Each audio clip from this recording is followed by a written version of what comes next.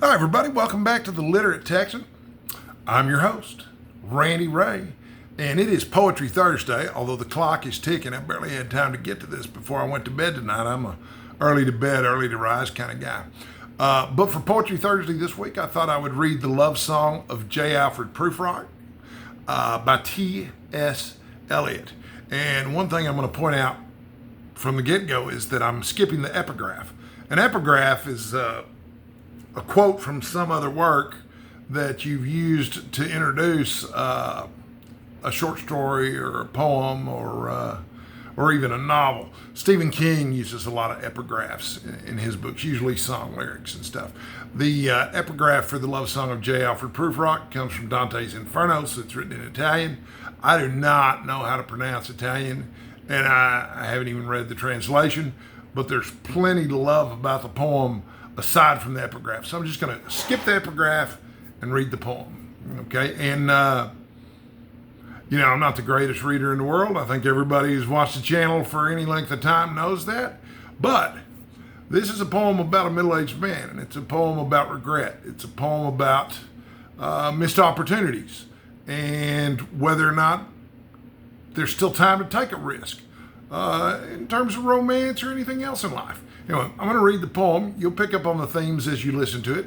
It's worth reading yourself. It's worth reading repeated times. It's been one of my favorite poems for years and years. Although I wouldn't describe myself necessarily as a huge T.S. Eliot fan, this is one of my favorite poems, okay?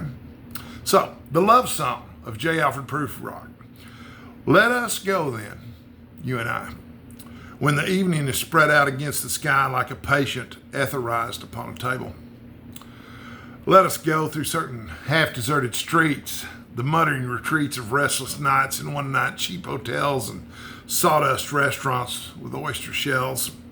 Streets that follow like a tedious argument of insidious intent to lead you to an overwhelming question. Oh, do not ask, what is it? Let us go and make our visit.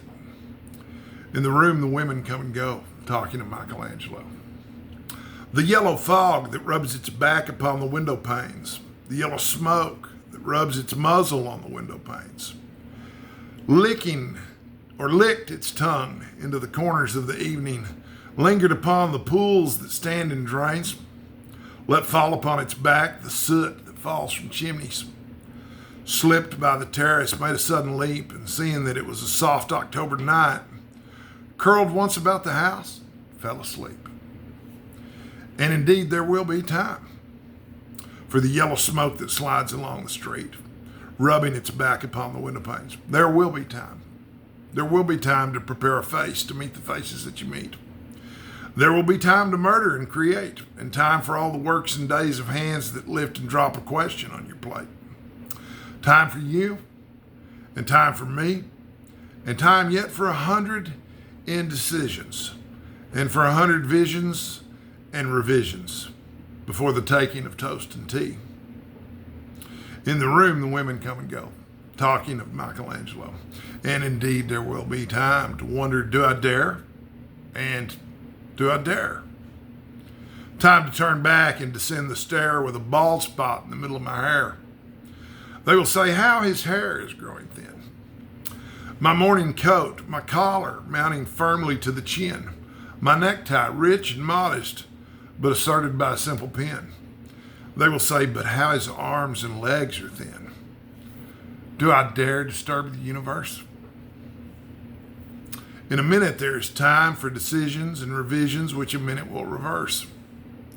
For I have known them all already, known them all. I've known the evenings, mornings, afternoons.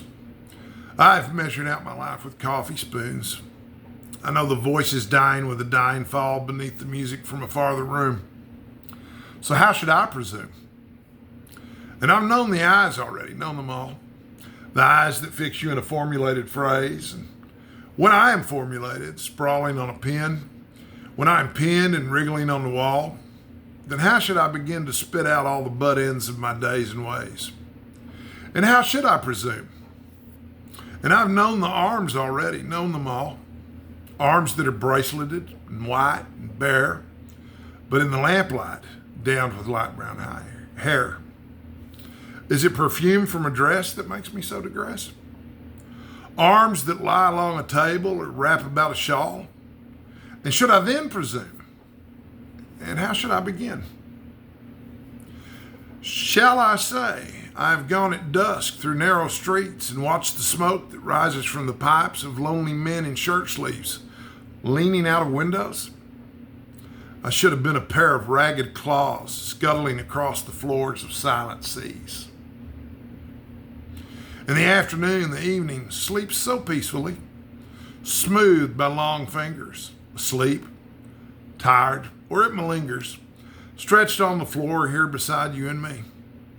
Should I, after tea and cakes and ices, have the strength to force the moment to its crisis? But though I've wept and fasted, wept and prayed, though I've seen my head, grown slightly bald, brought in upon a platter, I am no prophet, and here's no great matter.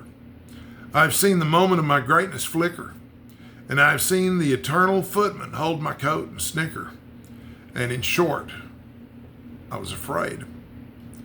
And would it have been worth it after all? After the cups, the marmalade, the tea, among the porcelain, among some talk of you and me? Would it have been worthwhile to have bitten off the matter with a smile? To have squeezed the universe into a ball to roll it towards some overwhelming question? To say, I am Lazarus, come from the dead, come back to tell you all, I should tell you all. If one settling a pillow by her head should say, that is not what I meant at all. That is not it at all. It would have been worth it, after all. Would it have been worthwhile? After the sunsets and the dooryards and the sprinkled streets, after the novels, after the teacups, after the skirts that trail along the floor, and this, and so much more, it is impossible to say just what I mean. But as if a magic lantern threw the nerves in pattern on a screen, would it have been worthwhile if one settling a pillow or throwing off a shawl and turning toward the window should say, that is not it at all. That is not what I meant at all. No, I am not Prince Hamlet, nor was meant to be. I'm an attendant lord, one that will do to swell a progress, start a scene or two. Advise the prince, no doubt an easy tool, deferential, glad to be of use. Politic, cautious, and meticulous. Full of high sentence, but a bit obtuse. At times, indeed, almost ridiculous. Almost at times, the fool. I grow old. I grow old. I shall wear the bottoms of my trousers rolled. Shall I part my hair behind? Do I dare to eat a peach? I shall wear white flannel trousers and walk upon the beach. I have heard the mermaids singing each to each. I do not think they'll sing to me. I've seen them riding seaward on the waves, combing the white hair of the waves blown back when the wind blows the water white and black. We have lingered in the chambers of the sea, by sea girls wreathed with seaweed, red and brown, till human voices wake us, and we drown. And that, ladies and gentlemen, is the love song of J. Alfred Prufrock by T.S. Eliot. And I believe there is a T.S. Eliot event coming up fairly soon. I believe that I am, in fact, a co-host of this particular event. So we all have something to look forward to, I think, although you may or may not like the way I read that poem. If you don't like the way I read that poem, you might not like the way I read the other T.S. Eliot poems. But I may or may not read them out loud. I haven't decided yet. I do like Poetry Thursday, though. And I'm sorry I haven't made a video in a while. I haven't been feeling well.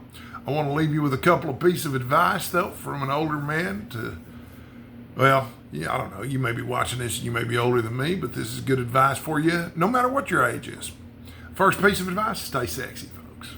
Second piece of advice, stay hydrated. I'll see you in the next video. Thanks for watching.